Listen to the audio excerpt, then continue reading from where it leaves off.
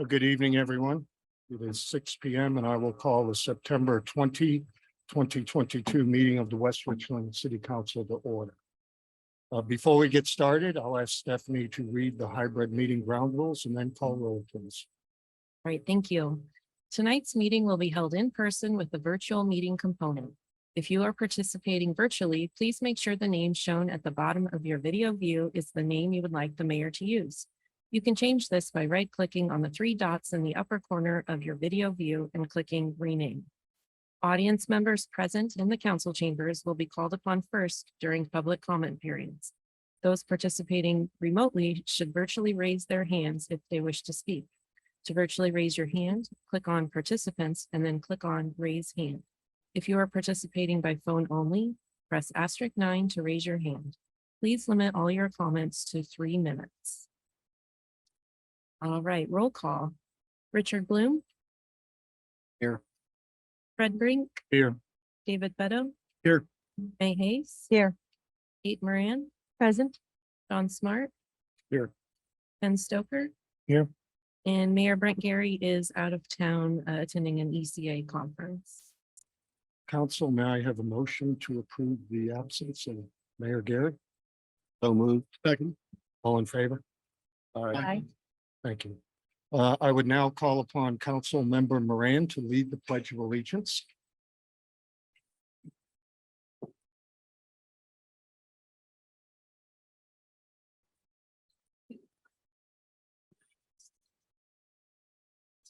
Public allegiance, one nation under God, indivisible, with liberty and justice for all.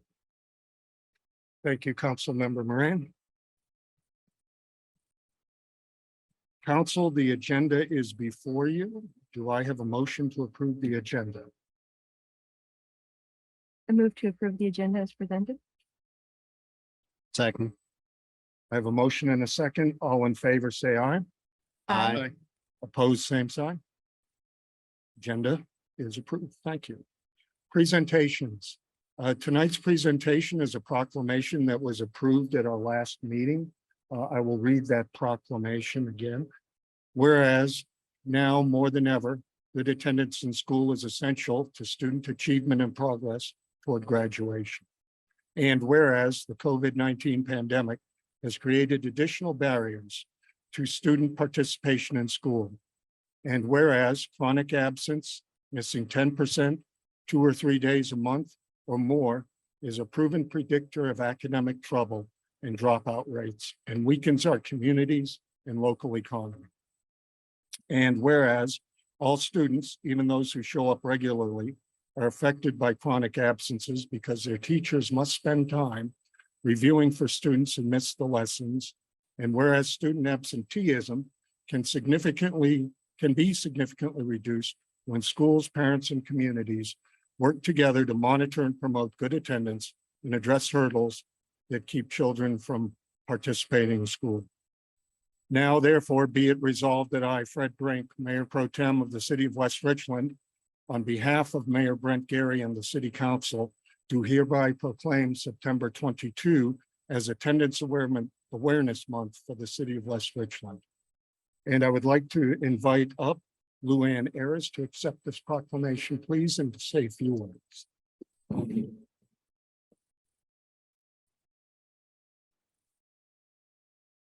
Well, it's a privilege to be here in West Richland, one of the fastest growing communities in our Quad Plus region. I really appreciate the leadership of the council in making this public statement declaring the month of September as Attendance Awareness Month. But we know that every month needs to be attendance awareness because it's really up to everyone, not just parents and teachers, to make sure that kids show up at school. They can't learn unless they're there. So appreciate that you're thinking about the voters of the future, the customers of the future, the employees of the future, and that happens when kids get to school and are successful. You know, in our region, about half of the kids enter kindergarten not ready to learn, and that puts them behind, and that shows up at their 3rd grade test scores for reading and math, and is a high predictor of them not completing high school in time. But an even larger predictor is attendance. And in middle school, kids start owning their own futures. And that habit of attending or not attending really starts to snowball as they go forward. In our community during COVID last year and the challenges that schools were facing, our local United Way, we were able to bring in almost $500,000 of other people's money into the community. Part of that came from those of you who are drinking Starbucks. Thank you to the Schultz Foundation. So keep drinking coffee. And other places, but bringing in those funds to start an AmeriCorps program in 10 schools that worked specifically with chronically absent kids. Those AmeriCorps members provided over 13,000 hours of direct support in 10 local middle schools. They worked specifically with 350 kids who were chronically absent. And at the end of the year, half of the kids who were chronically absent in that program at the beginning of the year weren't chronically absent at the end of the year. That's a great metric. And of those kids who are participating in the program, they saw 10% fewer kids with failing grades. So again, proof that you got to show up to learn. And we want to make sure that all kids have a safe and productive and healthy future. Aligns with your mission statement, providing a safe, healthy, welcoming city where people can thrive. And we want that for all of our kids. So thank you very much, council members, for supporting education and ensuring kids show up to learn. Thank you. Thank you, Ms. Evans. Council, we now have the consent agenda before us, which includes payment of bills, approved minutes, regular meeting, September 6, 2022, resolution 47-22, establishing the park and trail level of service for new development, resolution 48-22, interlocal agreement, 2022 WATPA program award, resolution 49-22, setting public hearing to consider a petition for frontage improvement waiver SR 224 parcel 11.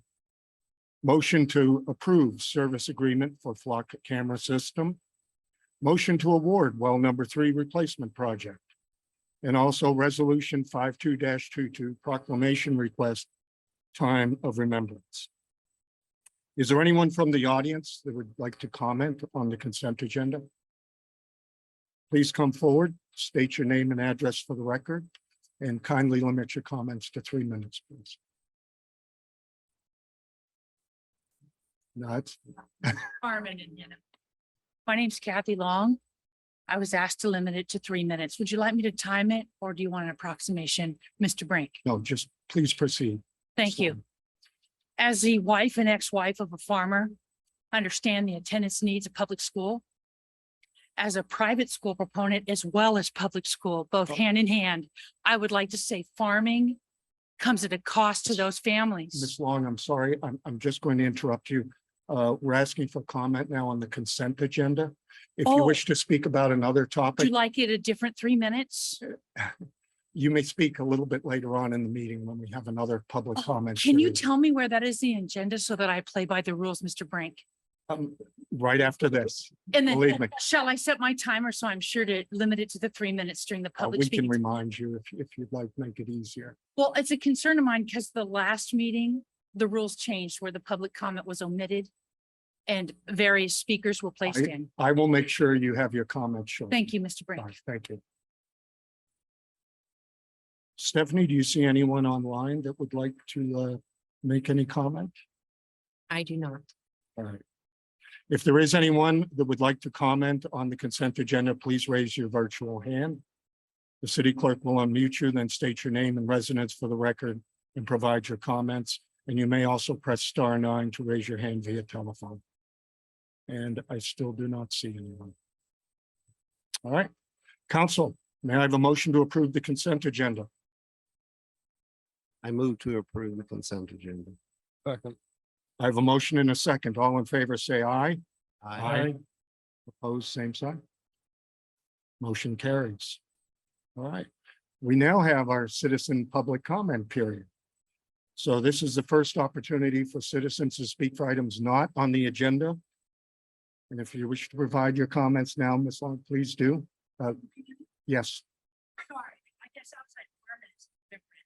You don't get the building or the no, that's AC. fine. Thank you. Yeah. Thank you for the 3 minutes. I appreciate your listening. As a farmer, there's often not enough labor. Labor costs money. And taxes are a real thing owning commercial property and owning a farm that you're homesteading from native virgin land. We want our children to go to school every single day. We want that for every citizen. The problem is, as a homesteader, as a mom, running 30,000 square feet of heated greenhouse space, praying for the propane bill to get paid, praying for the taxes to put the bicycle path in, praying to assist a man who's farming as hard as he can and is a health physicist trained and got all kinds of degrees. At the end of the day, the profit margin is nil, if any, and construction costs are greater than any revenue you hope to capture in the next 2 generations. It's a real thing when you hit the books and you hit the math paper. Like an engineer, you have to realize there's no profit margin. So I speak to those students that come as farmers, and I can name names. And we may not be there on the dot, but when we come, we have the 4.0, graduate 2 years early, working 2 jobs and paying for whatever y'all need. At the end of the day, attendance matters, but so does farming. We all eat, we all take water. What if it was that simple? The need for water and food for our citizens. What if we didn't have a building? What if we didn't have air conditioning? What would that be like? But I appreciate your agendas and your fine words and your semantics. I don't have a PhD from Gonzaga. I barely have a few degrees as it is. And I assure you that my pedigree is no finer than yours. I beg you to consider the farmers that are feeding West Richland right out at Red Mountain. We're not somewhere else shipping it to you.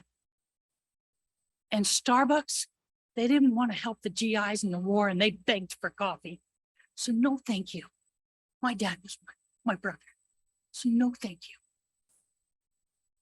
Oh, last thing, nobody can cross Keene from the apartments or anywhere, and nobody can cross Dallas. They take their life in their hand to walk their dog.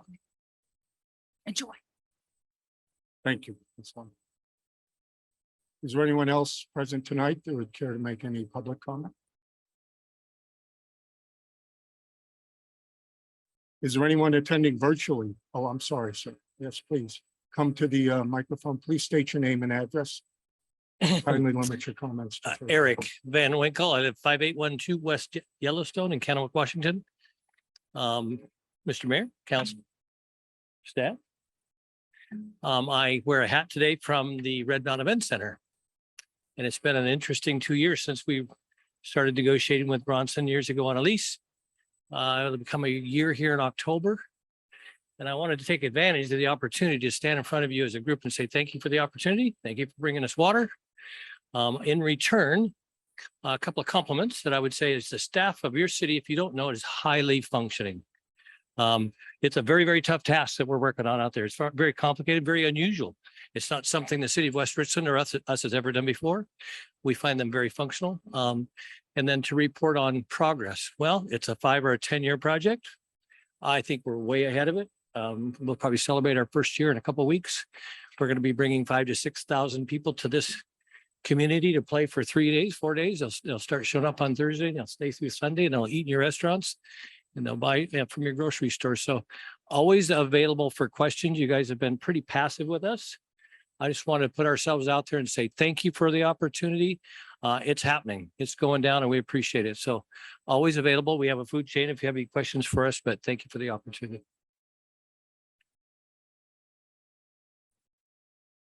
Not tonight. Okay. Is there anyone attending virtually who would like to make a citizen comment for items not on the agenda? If so, please raise your virtual hand and Stephanie will call on you, or press #9 to raise your hand via telephone. And I do not see anyone, Stephanie. Do you? I do not know. We'll now move on to ordinances, resolutions, motions, and public hearings. Item 8A is a closed record hearing for plat 008-2022, Paradise Townhomes preliminary plat. Items 8A and 8B are a closed record hearing and a motion to approve plat 08/2022 Paradise Homes preliminary plat. Since it's a closed hearing, closed record hearing, I'll ask City Attorney Bronson Brown to read through the hearing guidelines. And then we'll hear from Associate Planner Alicia Ransom for her staff report. Thank you. The purpose of this closed record hearing is for the city council to consider all the pertinent facts, applicable law, and make a final decision on the Paradise Townhomes preliminary plat, plat number 008/2022. The appearance of fairness doctrine applies to this hearing. That this doctrine requires that this hearing be fair in form, substance, and appearance. The hearing must not only be fair, it also must appear to be fair. So therefore, I have a few questions for council. First, has any member of council engaged in communication with opponents or proponents regarding this issue outside of the public hearing process? No. Will any member of council obtain a financial benefit or suffer a financial loss as a result of the outcome of this hearing? No. Is there any member of council who believes that he or she cannot hear and consider this application in a fair and objective manner? No. Is there any member of the public, either proponent or opponent of this matter, who objects to the participation of any of the council members in hearing this matter? Okay. Thank you. Thank you. Are there any parties of record who would like to comment on this item? If you are present virtually, please raise your hand, and when I call on you, the city clerk will unmute you. There are no parties of record. And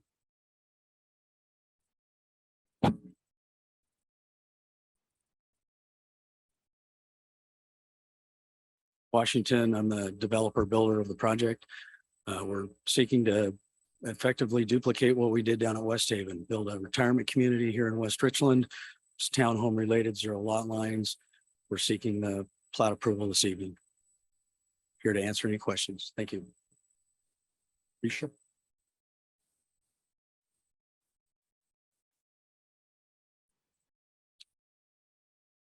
Good evening, council. The plat in front of you is Paradise Townhomes.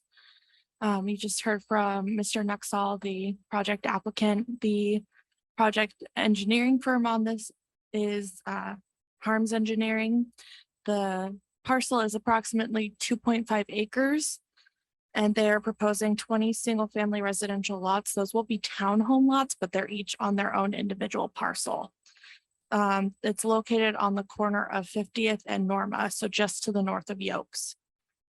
The application was deemed complete for processing on July 1st. The preliminary plat went through the SEPA process. That's the State Environmental Policy Act. The city reviewed and issued a mitigated determination of non-significance. And that mitigated determination of non-significance is included in the packet. We did receive some comments on the determination. They're pretty standard. They're also included in your packet. We did send notice of application to property owners in July. We received one comment from the public, and that's in your packet as well. It was a comment from the Fitzpatricks. They had comments about the number of homes being built next to larger lots, as well as concerns about traffic and noise impacts. The public hearing was held before the Planning Commission on August 11th. We received comments from the applicant, similar to the comments that you heard tonight. This plat was on the agenda for the September 6th meeting. There were some concerns about the density calculation that were brought up prior to the meeting. We pulled the preliminary plat from the agenda to do some further study on this. The density calculation, there was concerns about net density versus gross density. And as we're reviewing, what does the code say? We found that in the municipal code in 17.54.100.c, It states that the director may approve up to a 10% deviation from all standards related to townhome or row house development. With the 10% variation that the applicant did request in writing, and that was included in your packet. With that 10% deviation, they will meet the gross, the net density calculation of 9 units per acre. They're a little bit over, but with that 10% deviation, they meet the standard. And that has been granted by the community development director. Staff will be reviewing the definitions of gross versus net density and how that's calculated in the future. But for right now, that is the decision that's been made by the community development director per the code. The West Richland Planning Commission recommended approval of the preliminary plat and as conditioned on August 11th, 2022, and staff recommends the approval of the proposed preliminary plat as outlined in the staff report. Thank you. Thank you, Ms. Ramsey. Council, do I have a motion?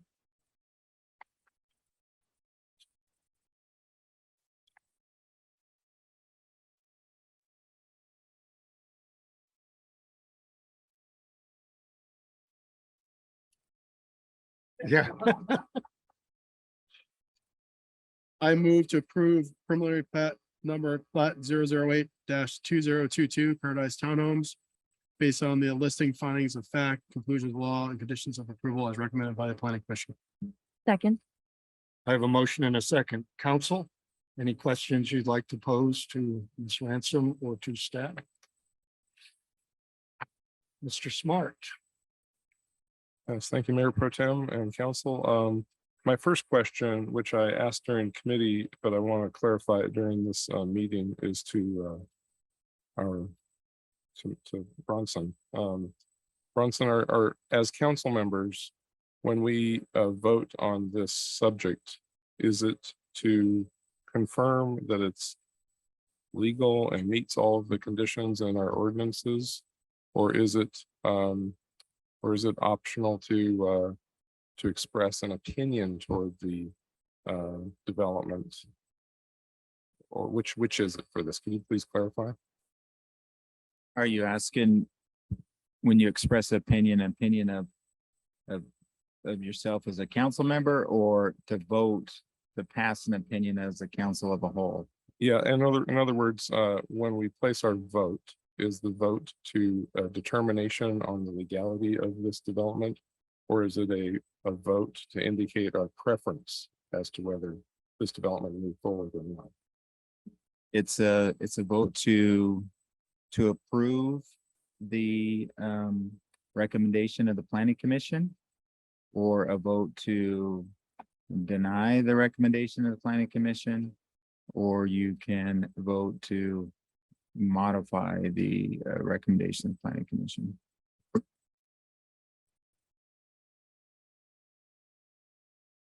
Okay, thank you. So with that, I have a question. Right. Could you expand on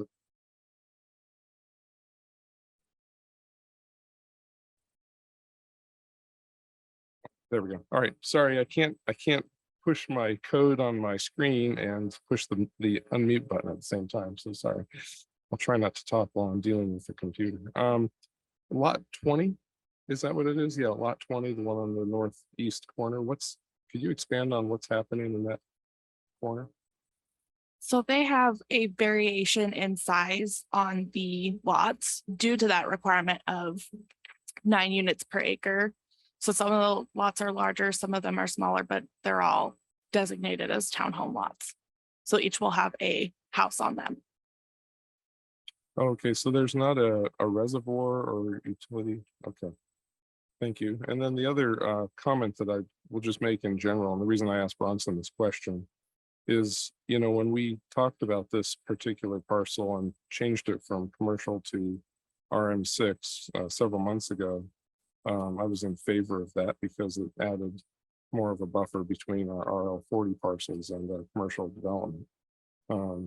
I guess I was caught a little off guard in the fact that we have an ordinance that allows us to put townhomes with very, very small parcels in RM6. And so I will, I just think that I just want to make the comment, and take this opportunity to mention to council and our community that I believe that we should, in the future, look very closely at our ordinance on zoning. And if we have a zone that says residential minimum 6,000 square feet, that we amend our zoning in the future to allow us to prevent higher density developments in that zone. In other words, it says quite clearly in plain English, RM 6000s. And we are now looking at a development which has a much higher density than that, which I'm sure will be quite nice. And I don't particularly have a problem with it. But I do have a problem with the fact that our ordinance has such a widely varying meaning. And that if we have places in our city where we want to have townhomes or higher density developments, I'd like to see us make a zone that indicates that clearly for both our purposes and the public's understanding. So other than that, I don't have questions about this. I would wonder if it looks like the main entrance is on Norma. Is that correct? There is a private drive coming off of Norma as well as access for some of the lots off of 50th. Oh, I see. Okay. And are the lots that are adjacent to Norma, those townhomes, what is the access for those in particular? The lot 7 and 8, do we know yet? It depends on the property owners. Because Norma is not a limited access facility, they'll be able to access off of Norma if they so choose. Okay, because I noted that the one complaint that we received about this was from the adjacent property owners across the street, and They're not across the oh, street. they're not. No, I'm sorry, are they kitty corner or nearby? they live to the north in the RL 40 portion. So far, a couple streets to the north, still within the 600 feet boundary, but they're farther north. Oh, okay, all right, and we didn't receive any other notification or feedback from the adjacent neighbors? No other comments. Okay.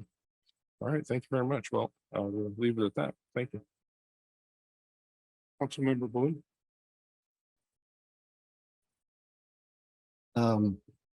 Yes, the proposal closed record hearing was delayed 2 weeks because of the discussion on density and calculating the basis for the square footage associated with the lot. Was this was not presented back to the planning commission, was this? No. So the recommendations from the planning commission are under the assumption it was 2.4 acres. And in reality, it is less than 2.4 acres. According to, well, the net is much smaller than that. That's why we did the director did the waiver. And so the waiver aspect was not presented to the planning commission. It's an administrative decision. So the community development director has the authority to grant that. I agree, but the recommendations and the findings of fact that the planning commission provided us was without that information. They had the numbers of the gross and net density, as well as the gross lot area and the net lot area. They had that information presented to them. They have not received anything about the administrative decision that was taken by the community development director. So their approval was on the gross acreage. Their approval was based on both figures. They had that information.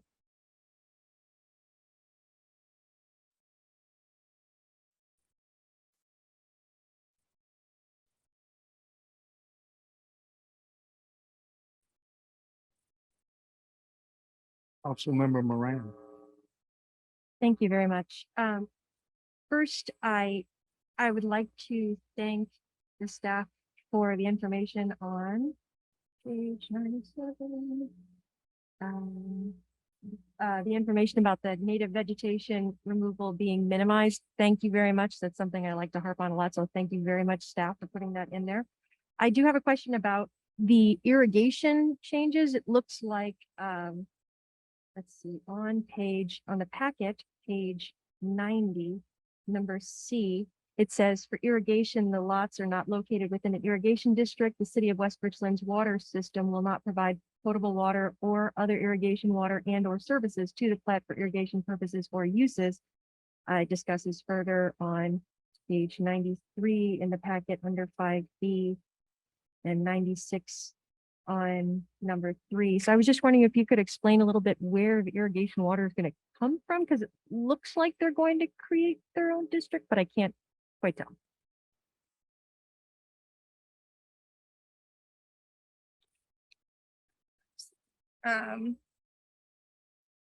I'll jump in, Alicia. So that they will have to use city water to irrigate. So So do we need to change then on that page 90 under C where it says that city water will not be used for irrigation? yeah, if a plat was in a CID or KID or Lewis and Clark Ranch Irrigation District, that condition would be correct. So that actually can be just stricken. Okay, I just wanted to make sure because I think this one was the one that last time it said that it was in both or neither. So I just wanted to make sure. Thank you for that. Then also I'm wondering on page 113, it discusses the light. Let me get to it. 113. On number 11 discusses light and glare, and 12 it discusses recreation.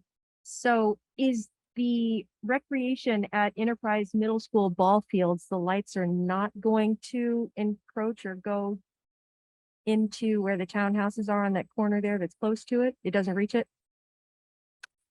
They've not submitted a photometric plan of that, but they're already there. So there's not really anything that we can do to change what their lighting situation is. Okay, I just wanted to, because it had said there that the light and glare, could light or glare, wait, what existing off-site sources of light or glare may affect your proposal? It says none. I just wanted to clarify that. It may So be that that's they're not far something- enough away that they aren't impacting. I can appreciate that. That is all the questions I have. Thank you. Councilmember Fetto. Thanks, sir. So first, thankfully developers here. I love what West Haven looks like. I think that's a great fit. If this is gonna be similar, I think also it's a great look. It's definitely a good fit. Here's my only concern. A lot of density on these two small streets. 50th borders Enterprise Middle School. And then Norma is a pretty tight street as well. And when the church is going, there's a ton of traffic up there. My only concern is what this is going to do to the traffic on Bombing Range as this develops, as the urgent healthcare starts going. There's 2 more strip malls going up there. I've got some concerns about traffic on Bombing Range. My main concern though is the safety of students on 50th. There's at least a minimum of 7 units that are going to exit on 50th. My guess is when the other 13 or so hit that, see that, stop the gap at Bombing Range, they're going to turn around and go the other way as well. I just have concern with the safety of students going to school each morning as people are following through here. I know Eric and I talked about potentially talking to the school district about a blinking light. I didn't see that in here. Is that something with the school district or is that a developer item? We can talk to the school district about having that added. We can also talk to the developer and see if that's a possibility. Otherwise, like I said, I love what happened on Bomber Range. I think this is on down by the ball fields. I think it's a great fit, but I just have some concerns in this corner about traffic. Thank you. Any other comments from council? Quick Mr. one. Smart? Yeah, thank you. Yeah, and I just wanted to although I'm a little bit, I think this particular instance brings up a discovery to me, at least, of our ordinances and zoning. I do want to say that I also do like the looks of that townhouse development. And like I said before, it's not that this will be a bad fit. It's just that we're not giving ourselves a buffer between our the lowest density properties we have here in West Richland and townhomes. So, but given that, and then also given the fact that this property was previously zoned commercial general, and so we could have had a Harley Davidson repair shop right across the street from our, not to pick on Harley Davidsons, I love them, but they're loud. We could have had that across from the neighbors as well. So, I don't think this is a bad fit, but just please take my comments previous as something to put on the agenda in the future, maybe if council thinks it's something that could help clarify our zoning. So, with that, I do plan to support this. Thank you. Member Bloom? Alicia, I'm following up on my previous comment. So the letter dated September 13th, which talks about the gross area, net area, that information wasn't new information. I mean. That's the that was- request that the applicant made. Correct, but relative to, was that information was presented to the planning commission? That was submitted as part of the administrative decision that they requested and were given. It was not given to the planning commission because it's an administrative decision. It also occurred after the decision from the planning commission. Right, but the planning commission was looking at the gross area of 2.42 acres, not the net area. Again, both figures were provided to them at the time of the planning commission meeting. Thank you. Thank you. I will just make one or two comments as well. I appreciate Councilmember Smart's comments with regard to the city ordinance and perhaps a designation of a specific townhome zoning so that we as council and those that choose to develop in our city are well aware of everything in advance. And I think we discussed this before in one of our subcommittee meetings, but perhaps looking at the city ordinance, dealing with the ability to waive that 10% is something we want to look at as well. All right, if there's no other comments, council, all in favor, please say aye. Aye. Opposed, same sign. Aye. Oppose. Motion carries. We have next on the agenda, public hearing, frontage improvement waiver request, Hampton Street and Ironton Drive. Items H, C, and D are a public hearing and a resolution for the frontage waiver for a frontage waiver request at Hampton Street and Ironton Drive. Public Works Director Roscoe Slade will present the staff report. Thank you. What you have before you is another frontage waiver. It seems to be the season. We've got several other in the thing. They come in. I want to say I used to think they come in pairs, but they seem to come in fives now. This one's similar to what we previously approved on Austin Drive around the corner to that house. That was a large addition. These are two vacant lots on Hampton where Austin Drive turns in to Hampton Drive. There's two vacant lots there that have building permits issued. And they are conditioned on either doing frontage improvements to Hampton or obtaining a frontage improvement waiver from city council. They submitted a petition for the frontage waiver on July 28th of this year. Council passed resolution 3922 that was adopted on August 16th, setting tonight as a public hearing to consider this petition to waive frontage improvements to Hampton Drive and Ironton Drive. I'll note the frontage is on Hampton, but the lots back up to Ironton Drive. So they have double frontage.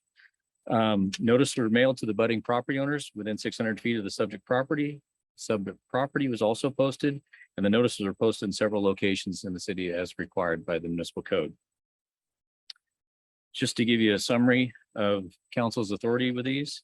Per West Richmond Code 1204-060, a waiver from the application of any of these provisions of the chapter may be granted by the city council by resolution, with or without conditions upon the finding that the waiver of the terms and requirements of the chapter will in no way be detrimental to the best interest of the city, will not be contrary to its intent or to its public safety, public interest, safety, health, and welfare, and where due to special conditions or exceptional characteristics of the subject property, a little enforcement of the chapter would result in practical or unnecessary hardships. So if you look at Hampton or been down there, there's no curb gutter, sidewalk, streetlights, any of that.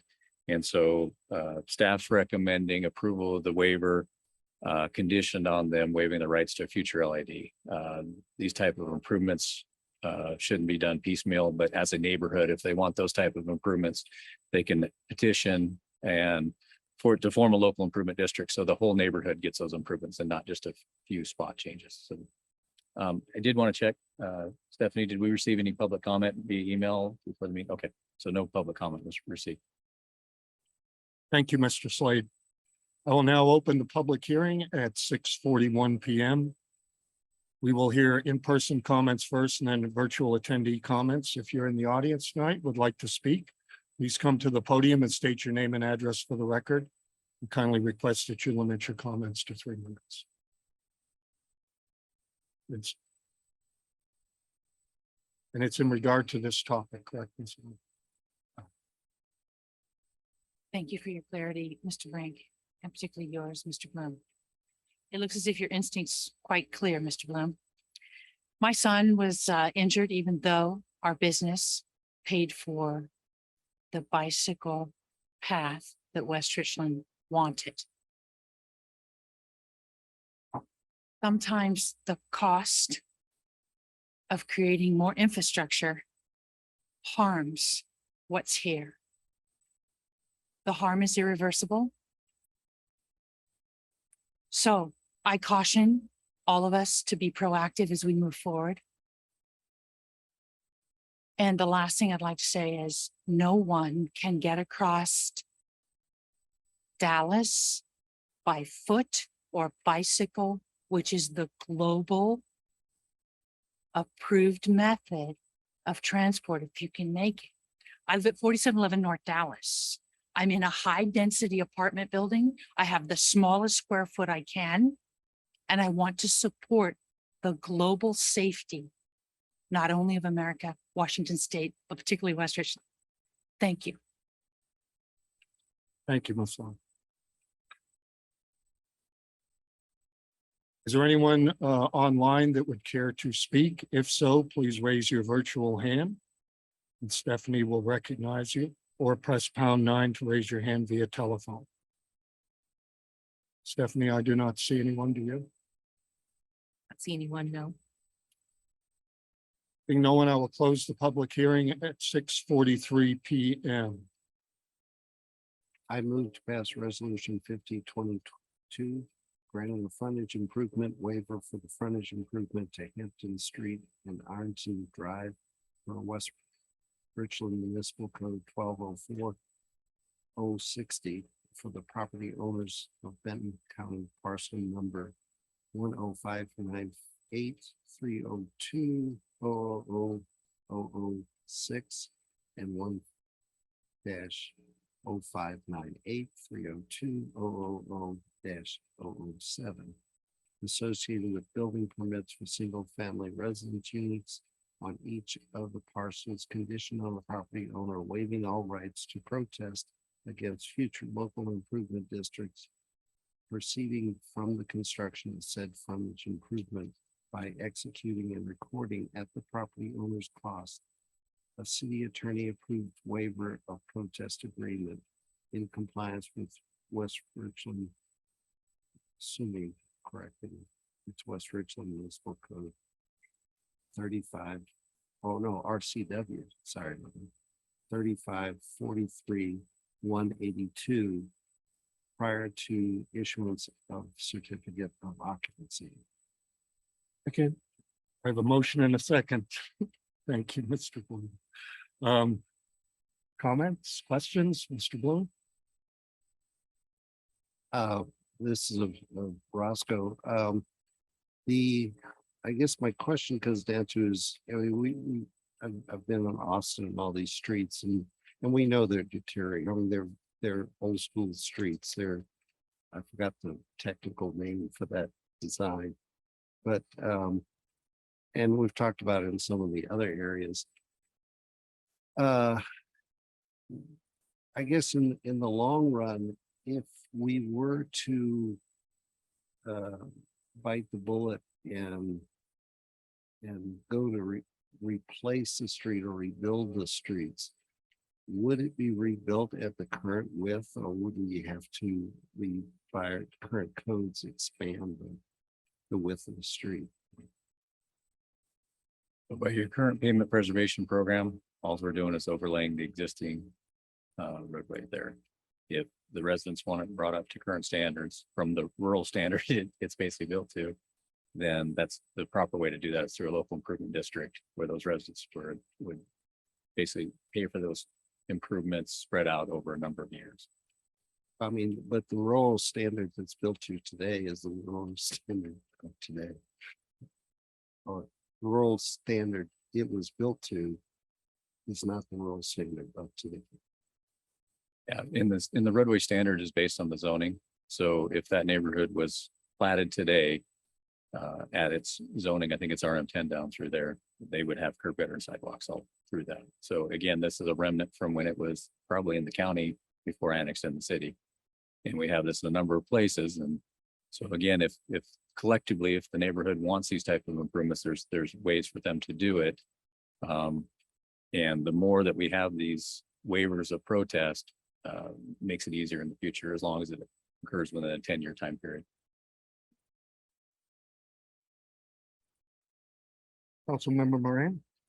Thank you. And that kind of alludes to I'm hoping not can of worms that I'm going to discuss.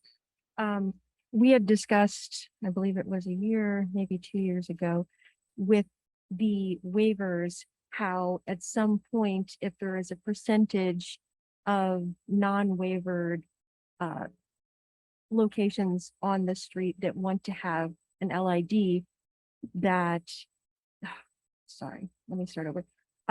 We had discussed the waivers, and once we get past a certain percentage, all it would take would maybe just be a couple of people rather than a large majority of people to say, yes, we want an LID in order for it to be in place because of these waivers, correct?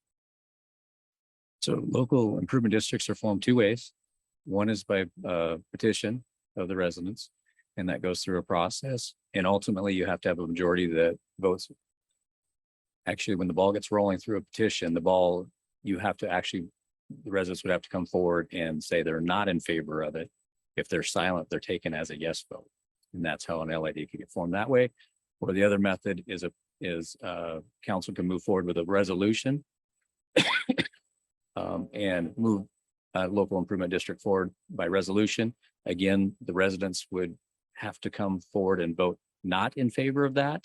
And so if there was a majority that voted not in favor, then council could not form the LID. So you're correct in these waiver of protest that grants the public works director the right to vote for them for that. So the hope is in the future that we get clear majority from these neighborhoods that they want it, rather than having government tell them what they need to pay for it, because these are costly improvements. But hopefully in the future, they'll come forward and want this to be constructed. And all I can say is the longer they wait, the more costly they will be for them. So. Right. And I absolutely agree with, I just wanted to make sure that we continue to remember that discussion. And I know that there's no way to get it at this time for this, but perhaps maybe in the future, we could look at just along a certain stretch of whatever road nearby where there's a waiver, just what numbers of people already have waivers. Not for this one. I know it's not enough time to. Oh, there's only 3 for this one? Okay. Thank you very much. Councilmember Smart. Yes, thank you. So we've also discussed in this council the wisdom of necessitating that there be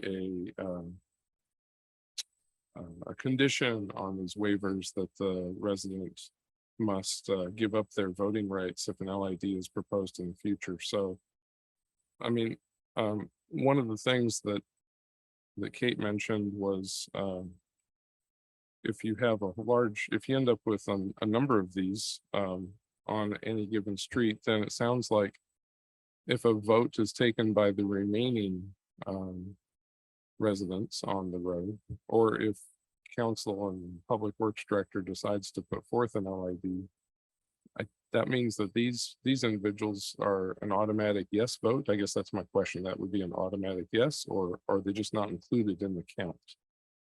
In any given vote in the future? So that's to be determined. What they're doing is basically the code requires these improvements.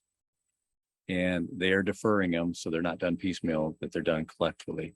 So there's not very many of these around, and it has to occur in a 10-year period. So that neighborhood has, if these two passed tonight, would have 3. I didn't count how many are down Austin, but I don't think this is a way that's going to force an LID through. My stance, even when we did, I think the last one, if I remember, was 58th. The votes were there, Councilman Smart, to push that all the way up to Collins. And because we had so many votes, we could have pushed it. But again, my personal thoughts are, I only want to do these improvements where the neighborhoods want them. I mean, it is a costly thing. I don't want to put that burden on any family unless they really want. So that's probably my best answer, but it would be considered on a case by case basis. And we're nowhere near to have a majority. Okay, yeah, I appreciate that. And I also appreciate the sentiment. I'm wondering if, so in this, maybe I missed it. So you said there's a 10-year limit on this waiver of rights? Yeah, that makes me feel a lot better. Thank you for that too. Yeah, it's not I must have missed that one. Yeah, and it's not the city putting that on. That's what the RCW, that's the limit on this. All right, that's very good. Thank you. Other questions, council? I put this to vote. All in favor, say aye. Aye. Any opposed? Same sign. Motion passes. Next, we have a public hearing amending the noise ordinance to create exemptions for the event center. Items 8E and 8F are a public hearing and an ordinance amending the noise ordinance to create exemptions for the event center. Community Development Director Eric Mendenhall will present the staff report. Thank you, Pro Tem Mayor Brink. That members of the council, before you this evening is a ordinance that would create an exemption for the Red Mountain Event Center for up to 5 events per calendar year. This is a proposal that I've been working on for quite some time, working with the event center and then also working with the CD subcommittee. And after some good discussion with the CD subcommittee, what you have before you is what was the recommendation coming out of the committee, which is to allow for the noises from the event center to be allowed, again, 5 events per calendar year. And those would be stock car racing, that we split it up for stock car racing and then all other type of events from 6 a.m. to 10 p.m. for the racing. And then from 6 a.m. to 11 p.m. for other non-stock car racing type events. So that could be concerts, fairs. I was really trying to get the event center to bring AC/DC or Metallica to town and have a good concert out there. But it could be a festival. It could be all sorts of different type of events. They would submit at the beginning of the year which of those 5 events they would want their exemption from.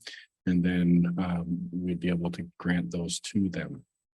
So, and the initial request was for 10. That was what staff was asking for.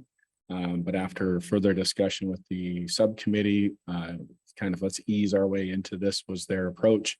They wanted to see how things go for this first year or two and see how the community responds. I can tell you right now that each time the stock car races go, I get 2 complaints for noise. And they're typically folks that live up on the gem streets. And I go up to their property and I measure the noise.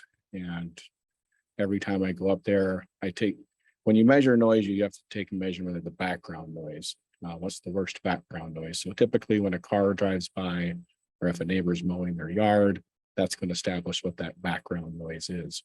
And so each time I've been out there and the vehicle drives by, I get that reading, and then I'm reading as the cars are going around the track, and the cars going around the track don't approach as the car drives by. Now, I understand that's a bit different situation because a passing car is just that, it's a passing car, where the races are on and off throughout the day.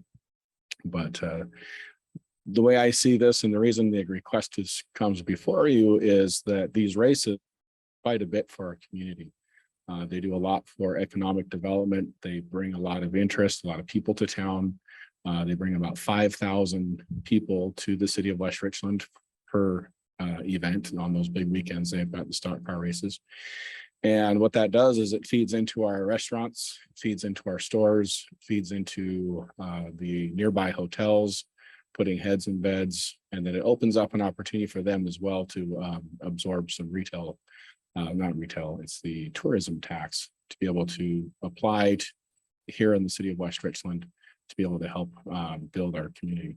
So this is something I felt with the few, if you look at this population of the city, there's 17,000 people in the city. If you look out at the social media and when the events are going on, it blows up with excitement and everyone's super thrilled to have the event here. And then so out of the 17 people in our community, 17,000 people in our community, I get 2 phone calls. I feel like that's a pretty good bar to set. So I don't mind taking those phone calls and going out and meeting with them on site still and talking with them about it, but and just continuing to monitor this over the next few years. But staff's recommendation is that and the CD subcommittee recommended do pass on this proposed ordinance. Thank you, Mr. Mendenhall. I'll now open the public hearing at 6:57 PM.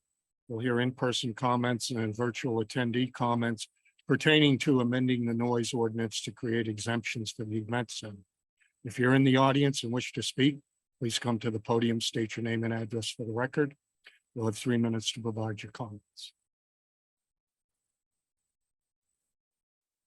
Seeing no one, is there anyone attending virtually who would like to provide a comment? If so, please raise your virtual hand. City clerk will unmute you and you'll have 3 minutes to provide your comments as well. Please state your name and address for the record and press *9 to raise your hand via telephone. Stephanie, do you see anyone? I do not see And anyone. neither do I. That being the case, I will close the public hearing at 6:57 PM.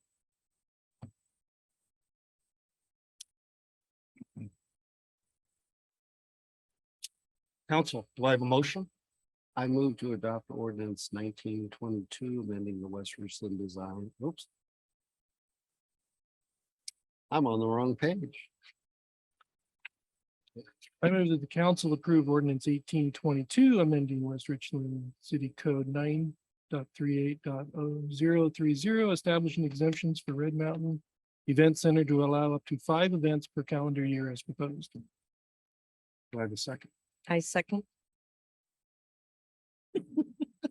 All right, council, any questions? Councilmember Moran. Thank you very much. I'm just curious, so if we did not have the exemption amended, would we have any of the noise ordinance actually not followed? Yes, so I was going up and measuring at the complainant's home, right? The measurement's supposed to be taken at the property line of the event center. So if you go down there, I'm sure you went there, or maybe, you should go down there if you haven't yet. It's a great event. They're a lot of fun. And you go down there and you measure it at the property line, and it is definitely not in compliance. So were we not measuring it right before? No, we were. Okay, it just sounded like you were saying that we're supposed to Well, measure it. Okay, When they were making the complaints, again, I went up to their home and measured. My comment is just that the noises that they're making isn't different than the background noises in your neighborhood. But if I measure it down at the property line, they are definitely out of compliance. Okay, all right, thank you. But the noise doesn't go past the time for noise being extremely loud, is that, do we have a time limit on how late? Isn't that? I thought, yeah, I think 10 o'clock. Yep, 10 o'clock for stock car races, and then the proposal for concerts or fairs or festivals and things of that nature would be at 11 o'clock. When I meant prior to this.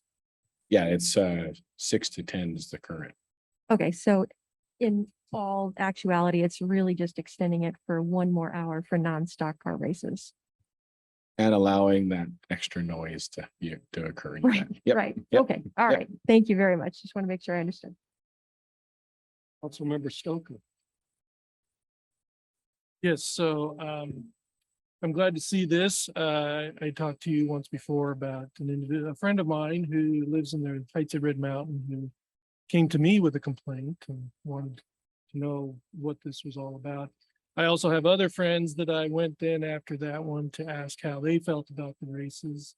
And they were not so put out. So while this person probably wasn't one of the two that you got a call from, there probably are some more, but in the end, I do agree with the statement that, you know, as far as I'm concerned, the racetrack really is our true anchor business that we have here in this community, and it will draw a lot more economic development than anything else we have. So I certainly support this, much to potentially the chagrin of my one friend.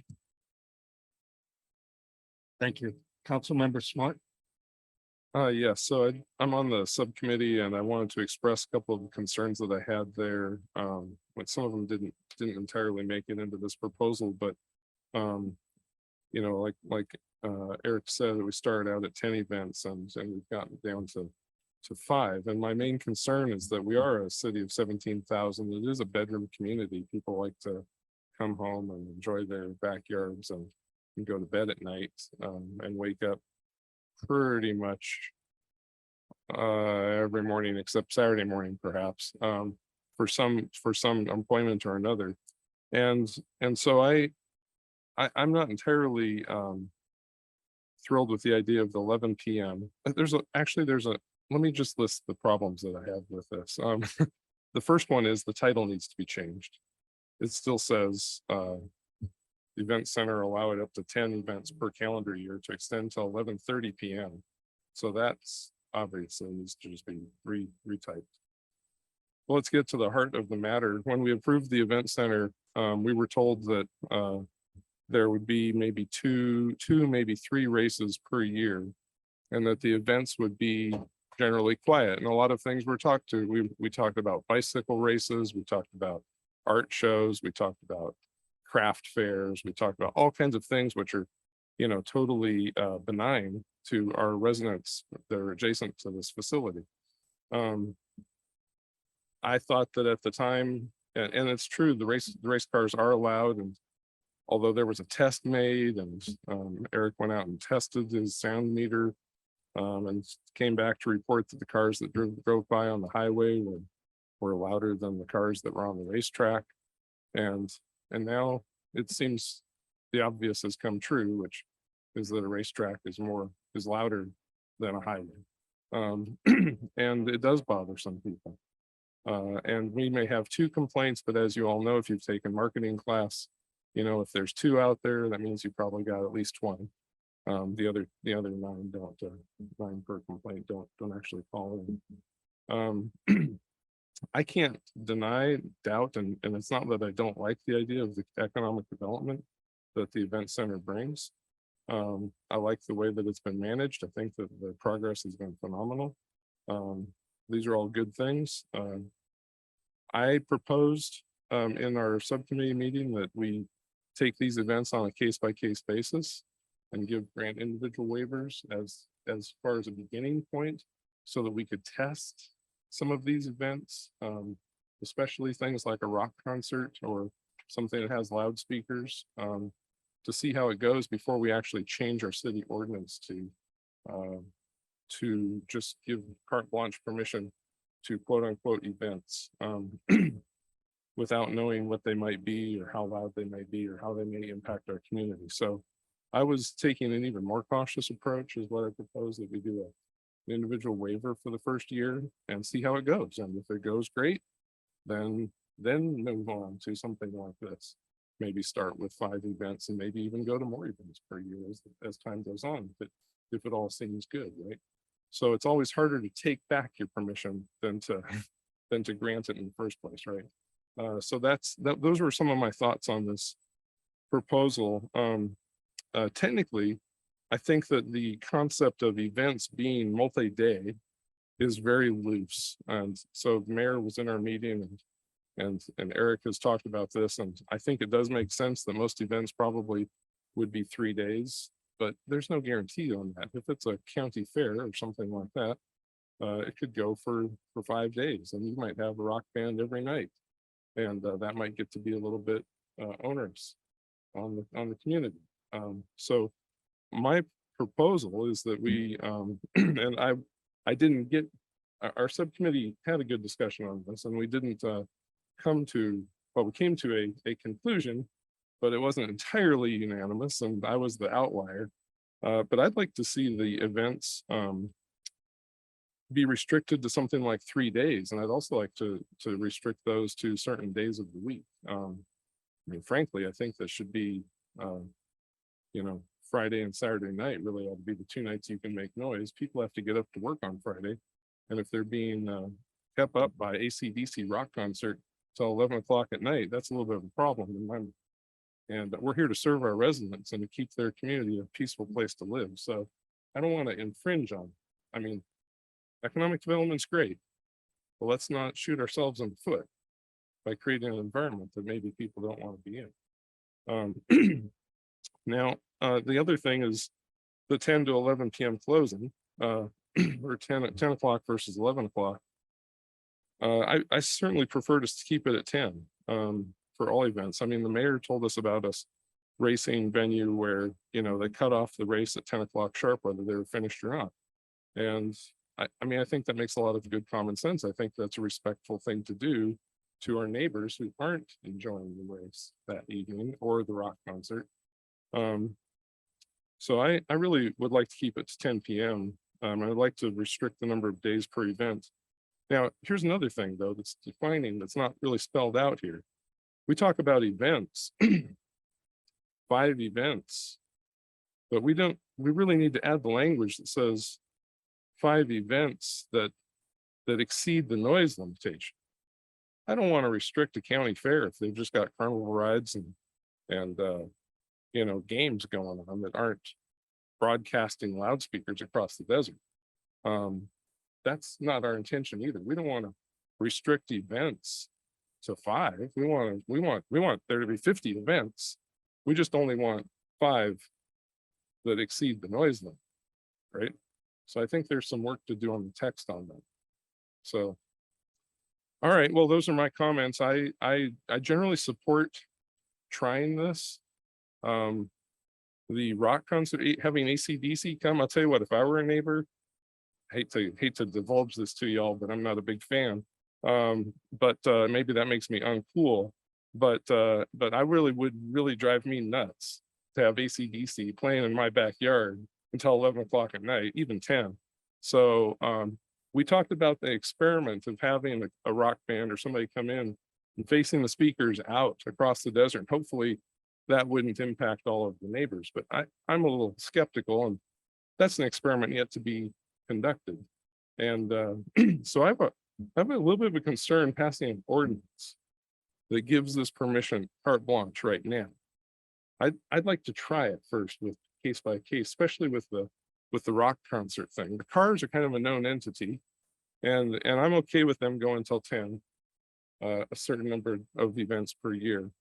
I don't have a problem with that, but the other things are really unknown to me right now, and we don't have any way to gauge that.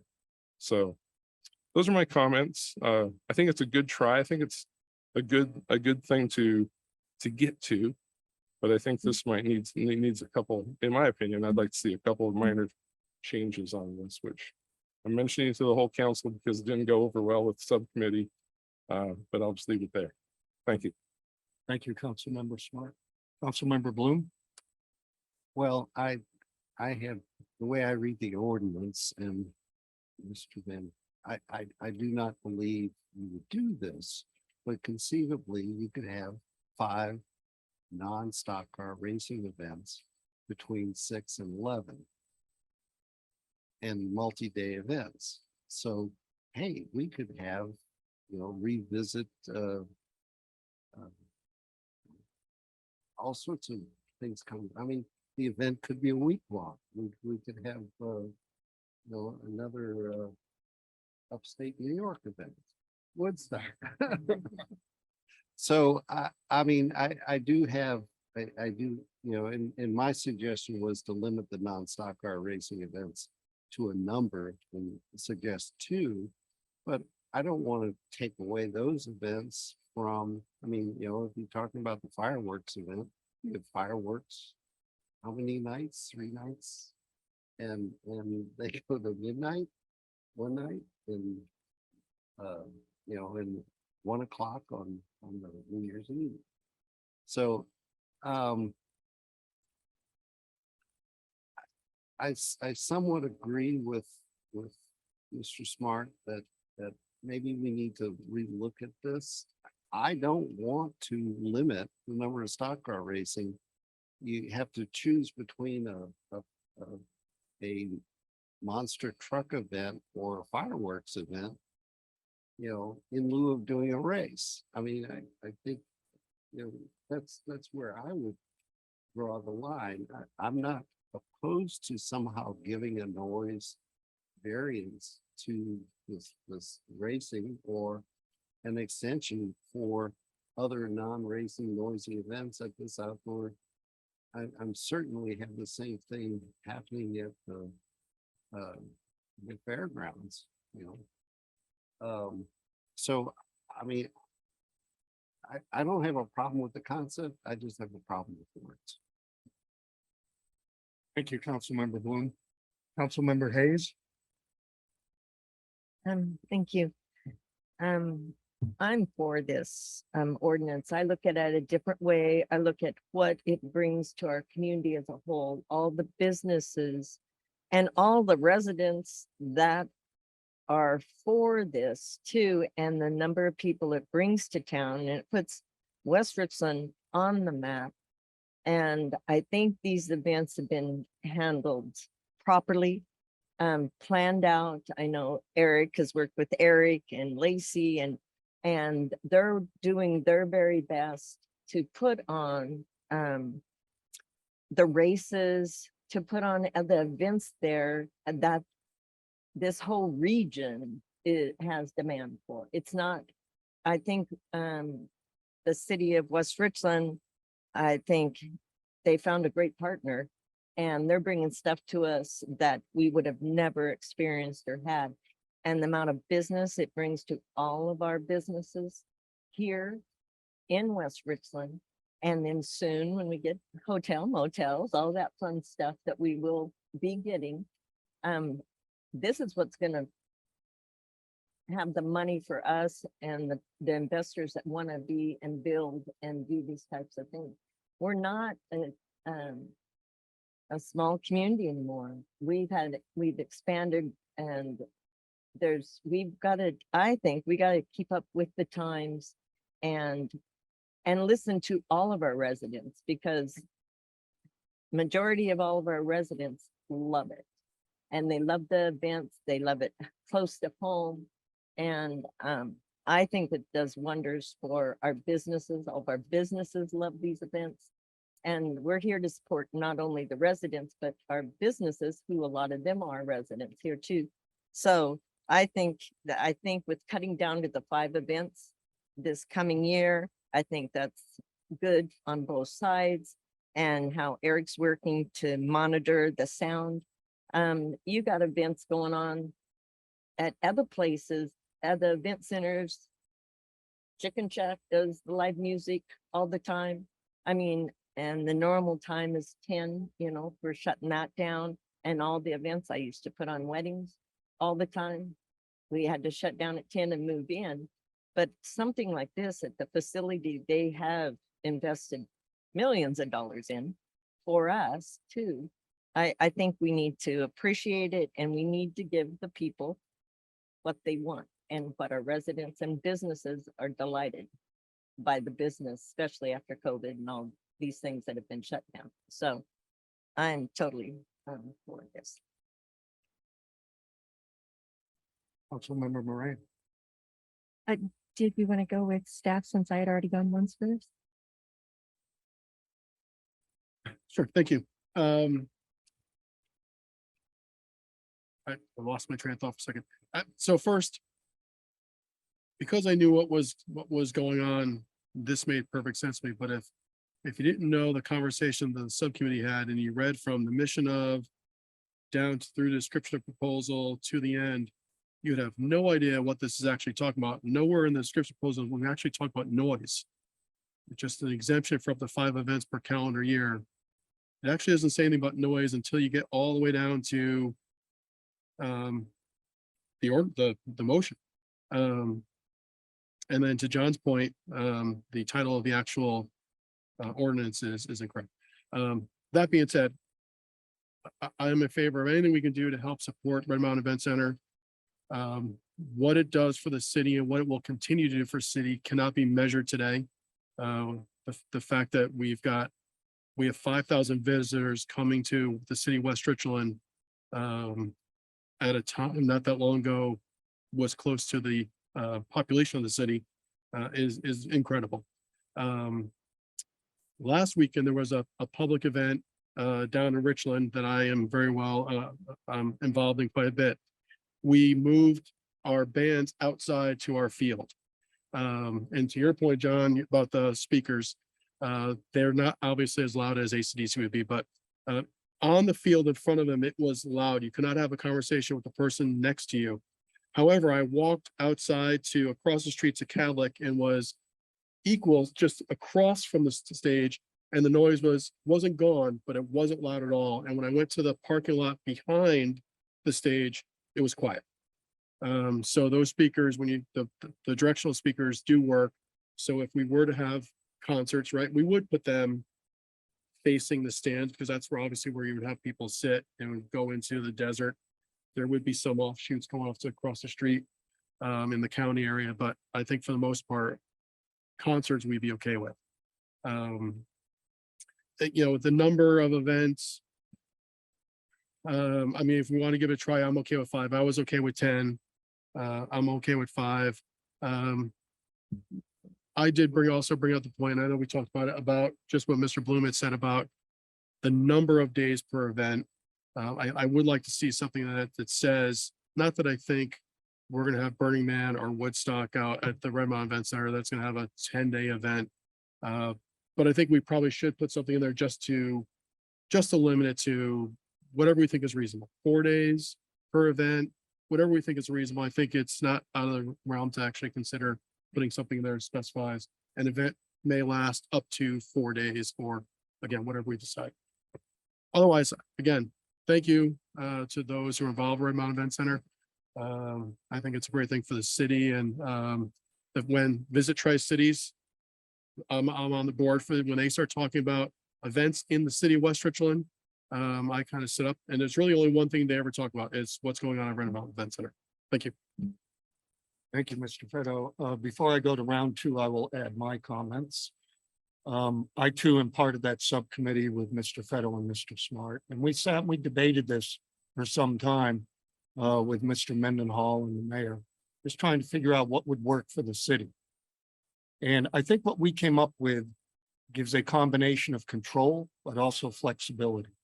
Control in that we knocked it down from 10 to 5 as a trial basis, 5 events, but also some flexibility to Mr. Van Winkle and his crew, giving them the ability to put forward more events that will draw people into the city and generate hopefully revenue, not just short-term, but long-term revenue for the city through increased infrastructure, tourism, hotels, and so forth.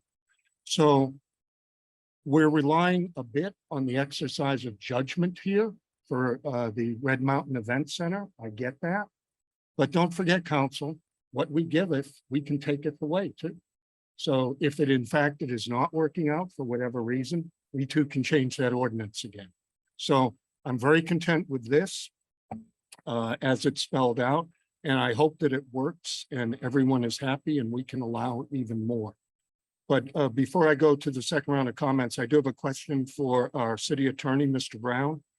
Given the comments that the ordinance as written here is different from what we've discussed, because this ordinance says 10 events, we're talking 5.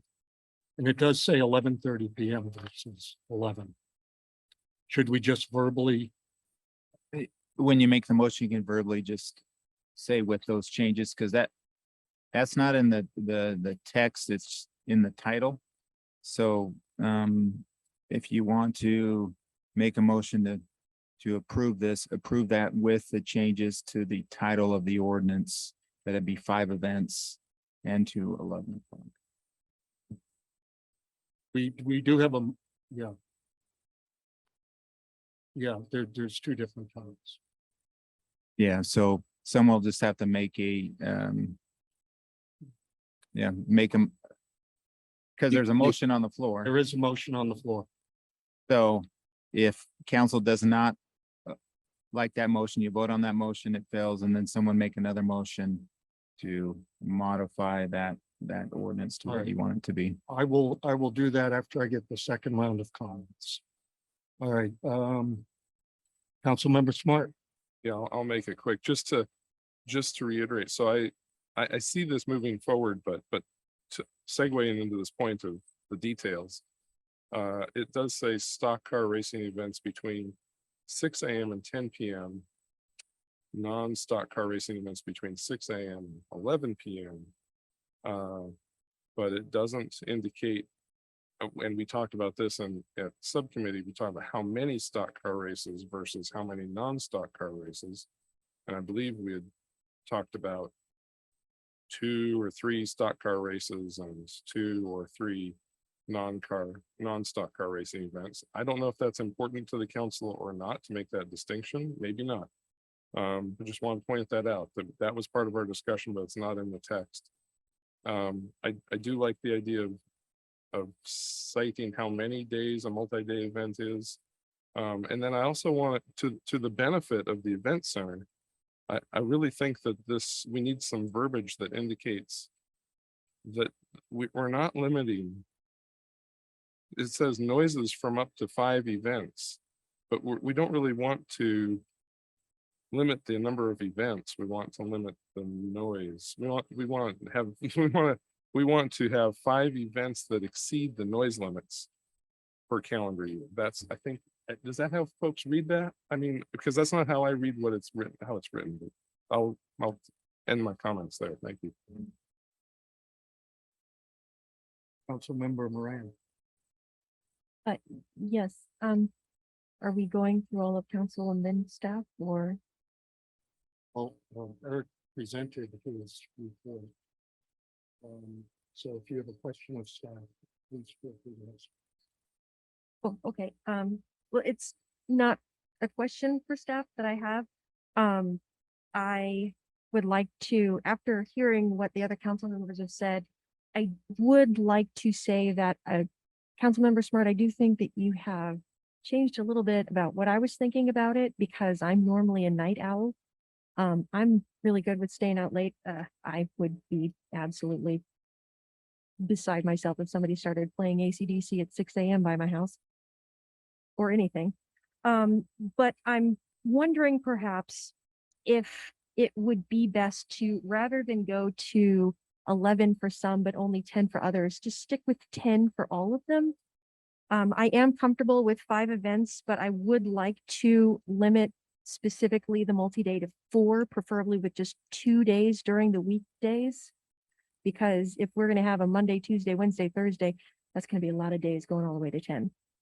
I do believe that the event center's organization is savvy enough to understand whether stock car races or non-stock car races would be best. So I'm not sure that we should limit that and I feel like we should at least give them the flexibility for deciding whether or not it's stock car or non-stock car.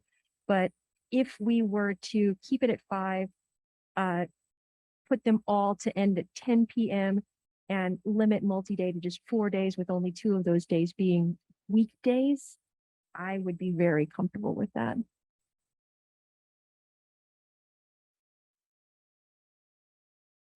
Councilmember Bloom. Um, I think everybody's coming back and showing some flaws in the wording that we have. I guess, Mr. Mendenhall, is there an urgency to pass this today? No, there's not. Actually, that's why I had my thing up there was to say, you Well, know, I was, there are a few things that sounds like you might want me to take and review and make some changes to.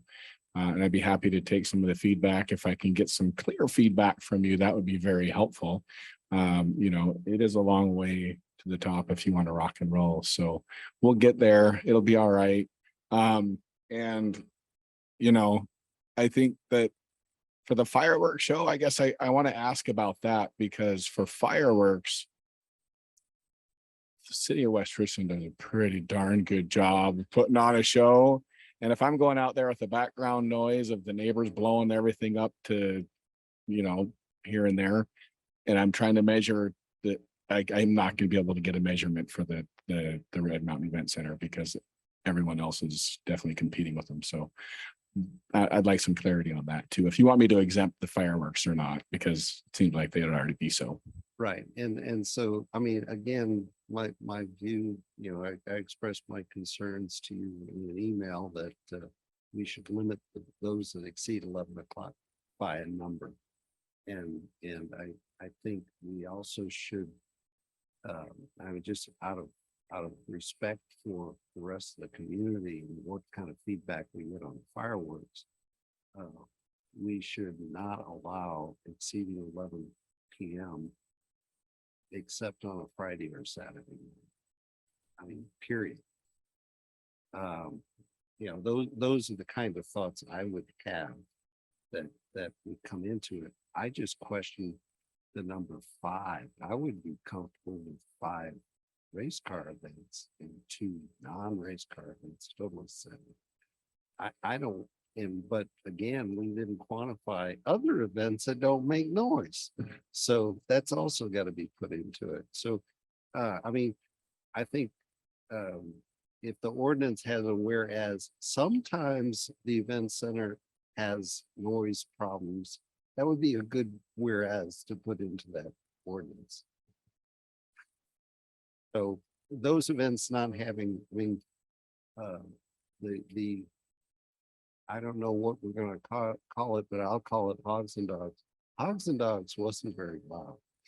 Well, the intent is to create an exemption for up to 5 events. They can have as many events out there as they want. It's just those 5 events are going to be exempt, and they were going to send me an Which email at the exceed beginning of our the year ordinance. saying these 5 events are the events we want exempted. Then they'll have as many events out there as they want, but just those 5 events would be exempt from code. So, I'm hearing from council that, we may want to table this until future meeting, another discussion of the, subcommittee, and then move on. So as far as, we do have the current motion on the table. But go ahead, Robson. That's right. I was just gonna mention, if you want to table, someone just needs to make a motion to table this. I move to table the motion. Second, Point of information, do we need to table it to a specific date or a specific instance?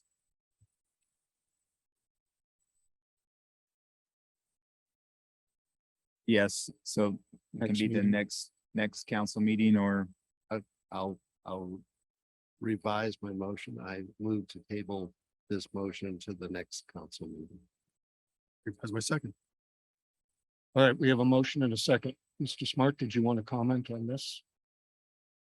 So just to ask, would the procedure then be to vote on this motion when it's back on the table and presumably vote no and then vote in favor or take a new vote on the motion Yes. instead of just voting on this now and then? Well, we're voting to table it, and then Okay, we'll pick it up again. okay, that's fine. Thank you. And then While I have the floor, just, oh no, I guess we could continue with our motion. Thank you. Mr. Stoker? Well, I think before we vote on this, shouldn't we be, how are we going to communicate or get Mr. Mendenhall our adjustments that we want to consider for when we bring this back up? I would recommend sending them to him by email. That would be my recommendation. Mayor Pro Tem Yeah, Brink, don't copy to all. Mayor Pro Tem Brink, would you like me to go through some of the items and summarize what I've heard this evening and make sure I've got kind of the thumbs up from everybody too? Yes, let me just hear from Councilmember Fetterman. And then we'll take. Yeah, just really quick. Eric, if this isn't done, well, this is the last meeting of this month. How does this impact the Fall Classic? Same as it has before. It was in the list. So they have to just apply for an exemption for the one event? Thank you. I just had another quick question on this, and that is, or maybe we should wait until after we vote. Let's vote. Okay. And then we can. All right, We can vote, but I'd like to make another comment after that. That's fine. so we have a motion to table. Let's see, this was to table amending the noise ordinance to create exemptions for the event center. Ordinance 1822. We have a motion on the table to table this until the next council meeting, which is October. I'm looking very quickly here. October 4th. So we have a motion and a second. All in favor, say aye. Aye. Any opposed, same sign. Motion carries. Maybe at the end. Okay. All right. Is that, are we good? Just wants to make a comment on this. Mr. Mendenhall? Yeah, Mr. Mendenhall can do it during his minutes, or I guess if it's. Yeah. You want to do it during staff reports? I'm going to send you an email and we'll just take care of it that way. All right, thank you. Thank you. All right, let's see, where are we here? All right. We have a public hearing amending the design and development guidelines. Items 8G and 8H are a public hearing and an ordinance amending the design and development guidelines. Community Development Director Mendenhall will make the staff report. Thank you, Mayor Pro Tem Brink, members of the council. Before you this evening is a amendment to our development and design guidelines. These were adopted last November to establish development standards for new commercial development in the city of West Richland. The requirements require new commercial buildings to be built up to the property line. And that requirement has come across a few stumbling blocks as we've been trying to apply it. The most roads in this existing developed city have 12-foot easements just on the outside of the right of way. So putting a building on top of your utility easements is a bad idea. So we're going to be scratching that. That then puts some pressure on how parking is established or parking is located on the site. So we've scratched that as well from the requirements. So that is what's before you this evening, is just removing some of the requirements for locating the buildings up on the street and for parking to be located behind. And this is being done for all new commercial development in the city. Thank you, Mr. Mendenhall. I will now open the public hearing at 7:33 PM and hear in-person comments and then virtual attendee comments pertaining to amending the design and development guidelines. If you're in the audience and would like to speak, please come to the podium, state your name and address for the record. Please limit your comments to 3 minutes. Seeing no one, I turn now to those attending virtually. If anyone would like to provide a comment, please raise your hand, virtual hand. City Clerk will unmute you and you'll have 3 minutes to provide your comments. Please state your name and city of residence for the record. You may also press *9 to raise your hand via telephone. Stephanie, I do not see anyone. Do you? I do not. All right. Seeing no one, I will also close the public hearing now at 7:34 PM. And council, do I have a motion to amend the design and development guidelines? I move to adopt ordinance 19-22, amending the West Richland Design and Development Guidelines to remove requirement for building location and parking location. Second, I have a motion and a second. Any questions or comments from council? Councilmember Moran. Thank you. Just very quickly, I wanted to make sure, the only thing that we're changing is that the buildings are not going to be required to be in the front and the parking not in the back. But we are going to maintain the requirements for parking with the barriers and whatnot from what I saw, correct? Correct. There'll still be screening requirements for parking that's located up front. Thank you. Councilmember Bloom. I just want to remind, I voted against this whole thing in the beginning, so I'm happy to see some of it go away. Councilmember Smart. In subcommittee, those were my sentiments exactly. So thank you, Mr. Black.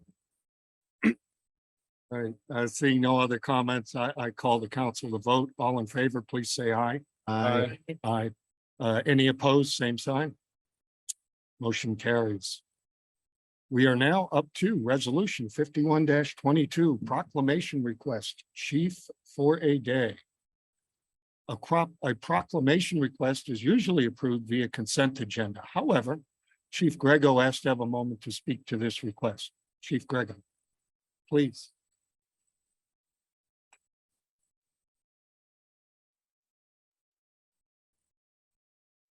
Thank you, Mayor Pro Tem and council members. So tonight I'll start off by, I just want to thank Kathleen Werski behind me, one of our VIPs. She's actually helped me with all the planning process for this event that's going to kick off. So I just wanted to thank her for that. I'm asking council tonight to approve a proclamation for Lana McDowell to be the chief for a day.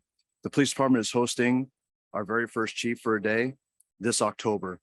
Chief for a day is about celebrating children who have shown characteristics that we honor as members of the West Richland Police Department. They are honor, commitment, integrity, and teamwork. The hope is to provide these children with a day of fun experiences that they will never forget and to stay with them for the rest of their lives.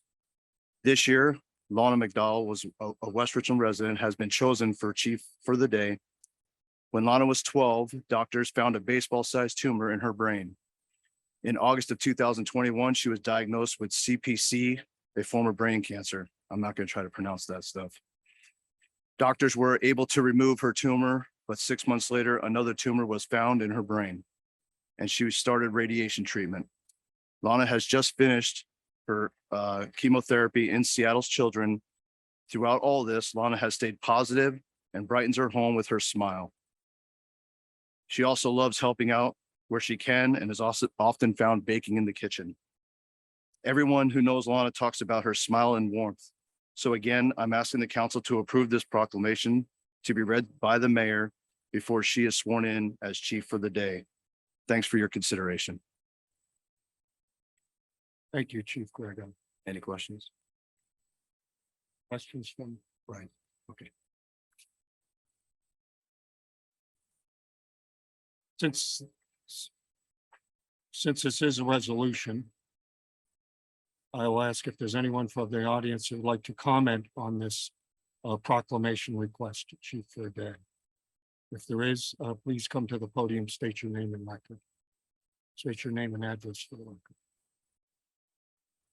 Seeing no one, is there anyone attending virtually? See, there's no one attending virtually at this point. All right. Seeing there is no one that wishes to comment, may I have a motion to approve the proclamation request? I move to approve resolution 51-22, a resolution of the city of West Richland, Washington, authorizing adoption of a proclamation proclaiming October 3rd, 2022 as Lana McDowell Appreciation Day. Second. I have a motion and a second. Any questions or comments? Councilmember Stoker. Yes, thank you, Chief. I myself am a youth cancer survivor. So I always have a warm place in my heart for these children, and so I can't think of a better thing to do for her. I certainly appreciate this very much. Thank you. It's my honor.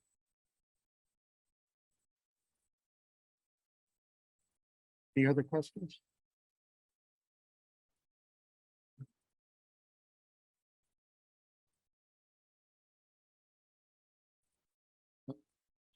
I have a motion and a second. Council, please vote. All in favor, say aye. Any opposed, same sign. All right, resolution passes. Thank you, Chief. We have no unfinished business this evening. We have no new business this evening. So I will now open for our second citizen public comment period. If you wish to provide comments, please come to the podium, state your name and address for the record. You have 3 minutes to provide your comments.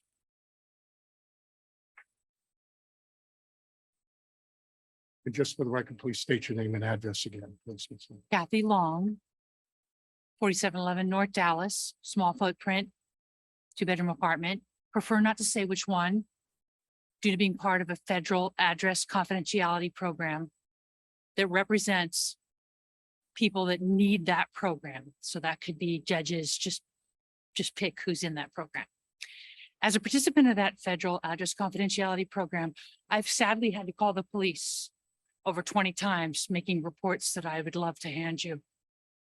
At the end of the day, when a 56-year-old public school teacher, 27 plus years in Pasco School District, moves into an apartment, I come with my habits, I'm sure, of playing the piano and going to mass. Sadly, with the pot house next to it, we have a lot of transient, a lot of drug problems. We're not able to cross the street to walk our pet dogs or take care of our 4-H rabbits in a kind and gentle way.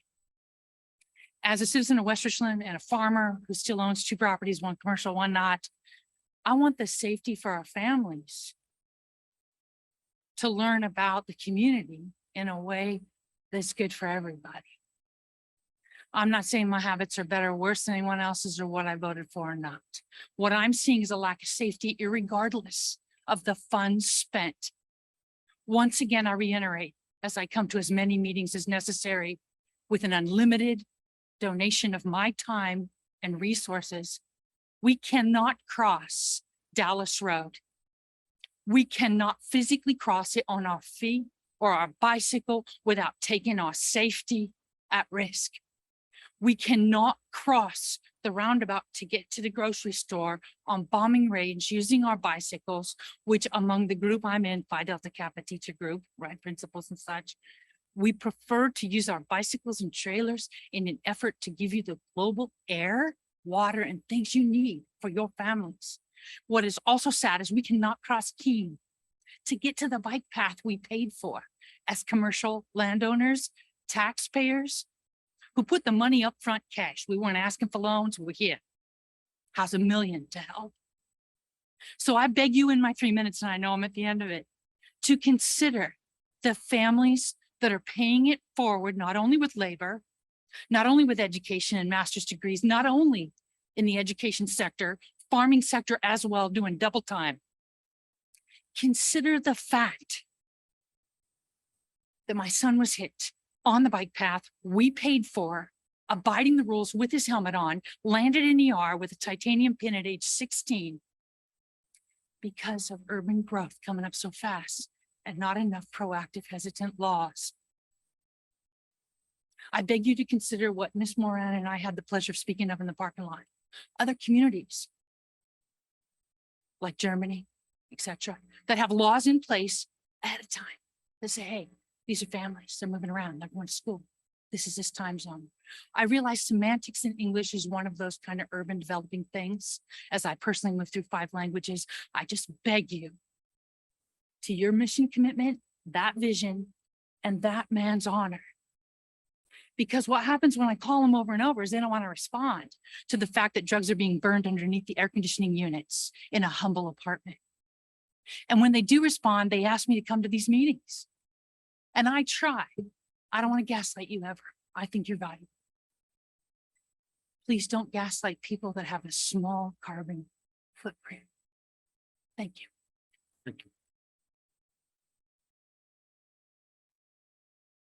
No one here present that would like to make a comment. I see no one, still no one attending virtually. So Stephanie, you don't see anyone either, do you? I do not. All right, I'll close the citizen public comment period. This is now staff and council announcements. I'll start with staff. Any staff members? Chief Grego? Thank you, Mayor Pro Tem.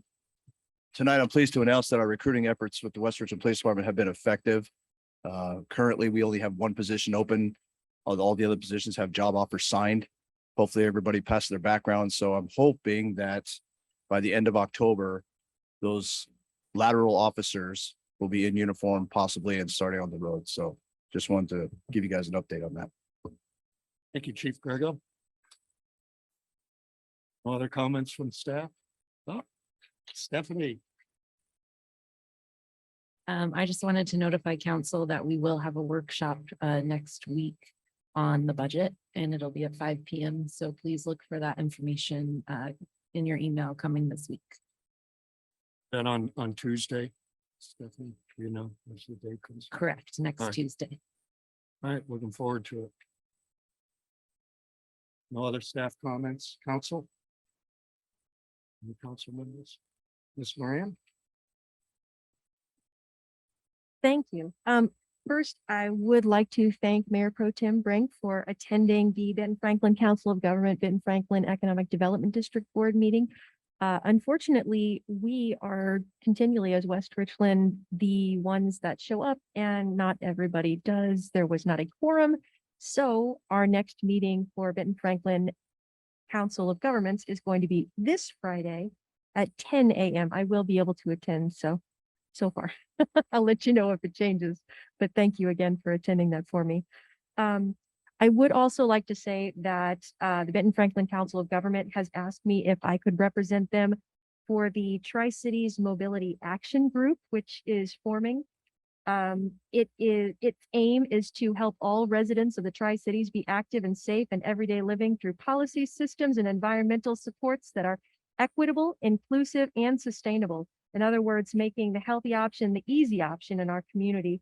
And we'd like to invite the community to help us with that. I was formed by a multidisciplinary group, Benton Franklin Council of Governments, Benton Franklin Health District, Benton Franklin Transit, the Southeast Washington Aging and Long-Term Care, and the City of Pasco. And we applied for, and the group applied for and was awarded the opportunity to attend the Washington Walkability Mobility Action Institute put on by the Centers for Disease Control and Prevention and several other organizations. So I'm hoping that with this, we can help our communities learn how to and support continuing use of multimodal transportation so that we can work towards healthier and smaller carbon footprints as well, ways of living. Thank you. Councilmember Stoker. Yes, so I just wanted to thank the council. I'm kind of sad that I missed the last meeting when I saw the packet and saw the proclamation for Constitution. Certainly appreciated that everyone voted for that. So just wish I had been able to. Constitution Day was September 17th, so that was Saturday. It's still September, so I'm still wearing my tie. But I just, I challenge everyone, our citizens, if you didn't take the chance yet, why don't you read the Constitution? It's not that long, a couple pages, you can get through it pretty quick. Anyway, thank you very much. Thank you, Councilmember Stoker. Councilmember Smart. Yeah, I will just wanted to mention to council while we're still gathered before we write our emails to Mr. Mendenhall. The question that comes to my mind on that topic is how to determine in advance if an event is needing to be one of the 5 or not. And then if an event does occur, you know, how are we going to monitor that, or will we? Is it going to be complaint based? Is there going to be somebody out there with a sound meter with each event to see if they went over and that counts as one of their 5? Just a question in my mind is that, you know, when you pass an ordinance, you have to think about what it's going to cost and how you're going to enforce it. or if you're going to enforce it. So just some thoughts there. I hope that we can come up with good language, and I'm sure that we will. That'll that'll do what we want it to do. So that's really my only comment. Thanks for the time. Bye.